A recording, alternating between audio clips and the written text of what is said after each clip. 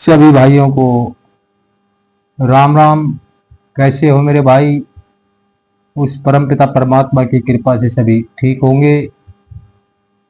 आज की वाणी है संत रविदास जी की।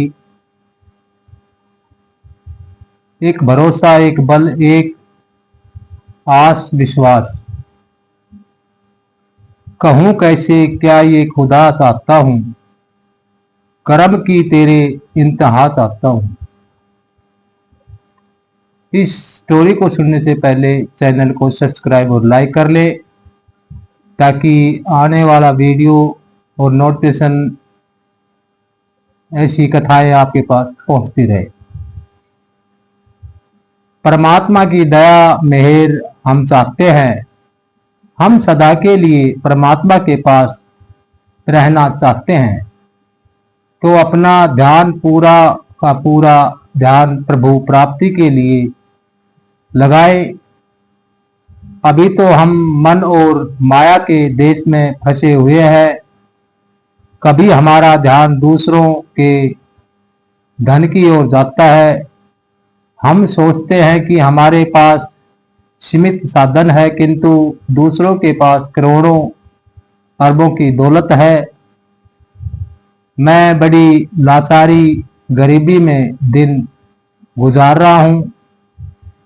इसी तरह से ध्यान पराई माँ बहनों बेटियों की ओर जाता है।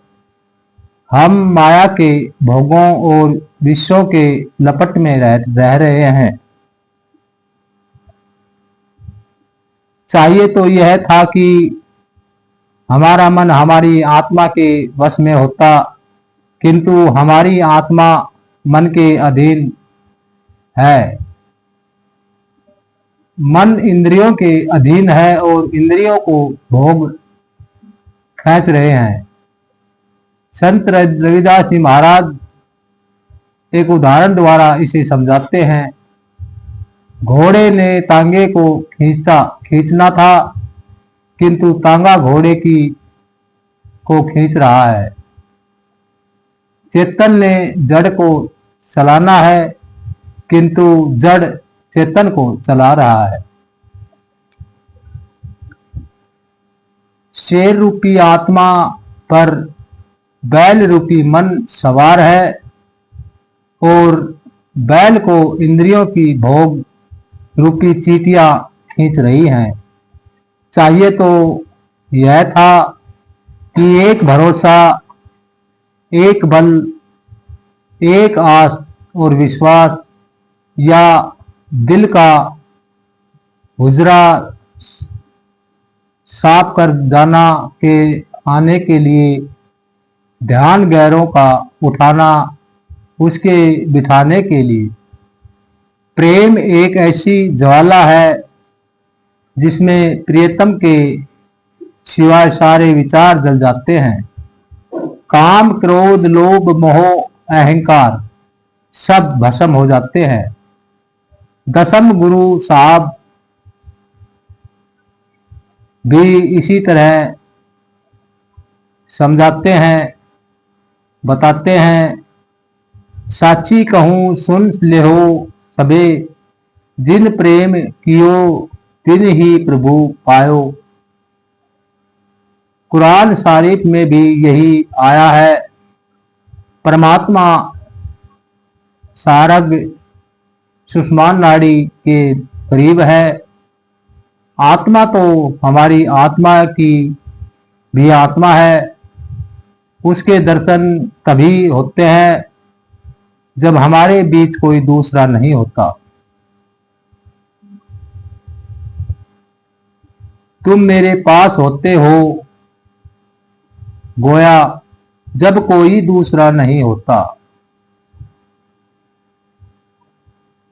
अपना अंदाज था। वे फरमाते थे कि कुत्ता जहां बैठता है, जमीन को पूंछ से साफ करके बैठता है।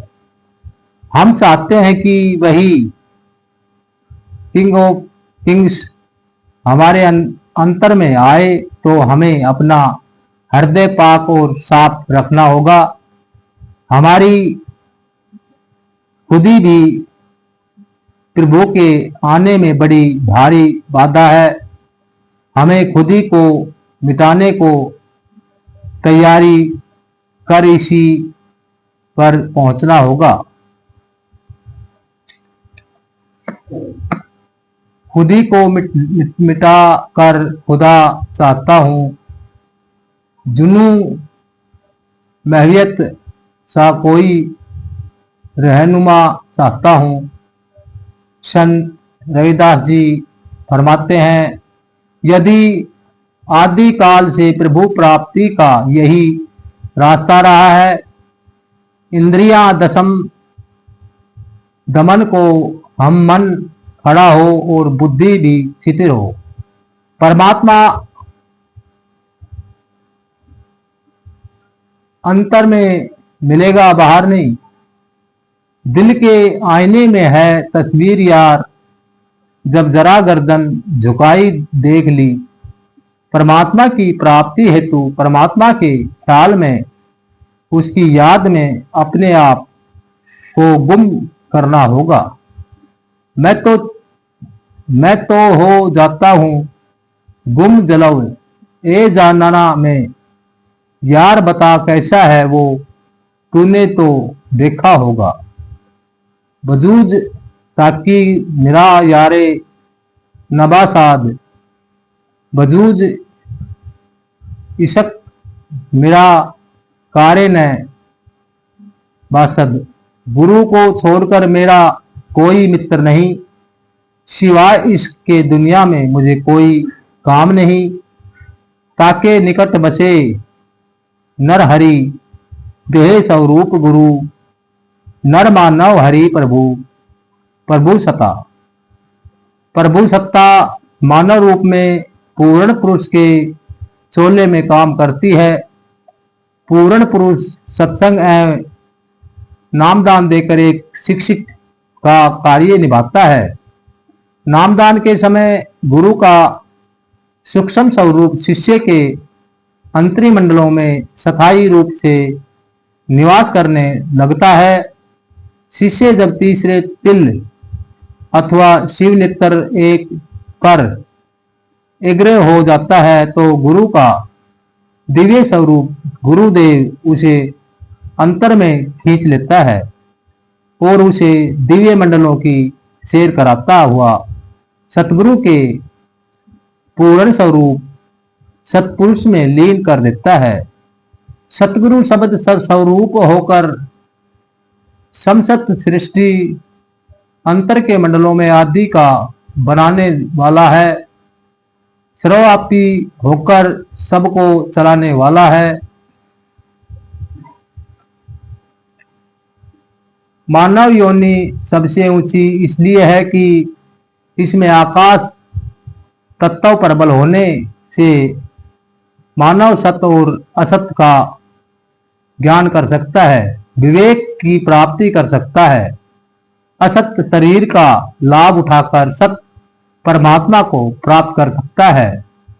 जिन्होंने प्रभु को पाया वे समय उसकी गवाही देते हैं। जिन्होंने प्रभु को पाया उनकी आत्मा सदा सदा के लिए प्रभु में लीन हो गई और उन्हें सदा का सुख प्राप्त हो गया। मानव जीवन का यही उद्देश्य है। प्रभु ने जब यह संकल्प किया कि मैं एक से अनेक को जाऊं तो हुई, जिसके दो प्लस हैं, दोनों प्रभु के वक्त स्वरूप है। प्रभु के मूल स्वरूप को न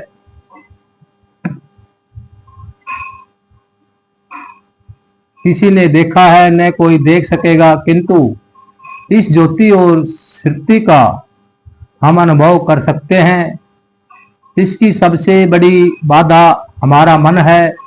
मन नेगेटिव पावर का काल का एजेंट है जो हमारी वृत्ति एग्रे नहीं होने देता। वे कहते हैं इंद्रिया दमन को मन खड़ा हो तभी आत्मा का साक्षात्कार होता है। जो न भजते नारायण तिनका मैं न करूं दर्शन राहु। यहाँ नाम देव मन मुख और गुरु मुख का भेद बताते हैं। इसमें सबसे पहले तो उनका निजी जीवन आता है।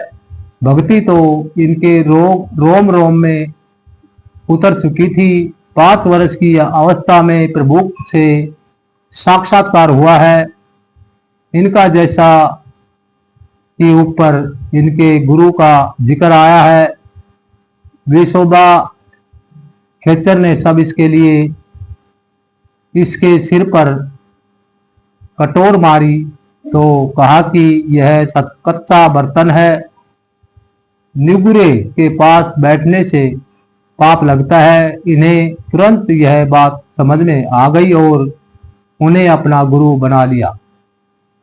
मनमुख जिसे गुरु नहीं मिला या जो मिलने पर गुरु के कहे अनुसार अपना जीवन नहीं बनाते, सूरत का सिमरन नहीं करते, साधन अभ्यास में नहीं बैठते, वे सब मनमुख की गिनती में आते हैं।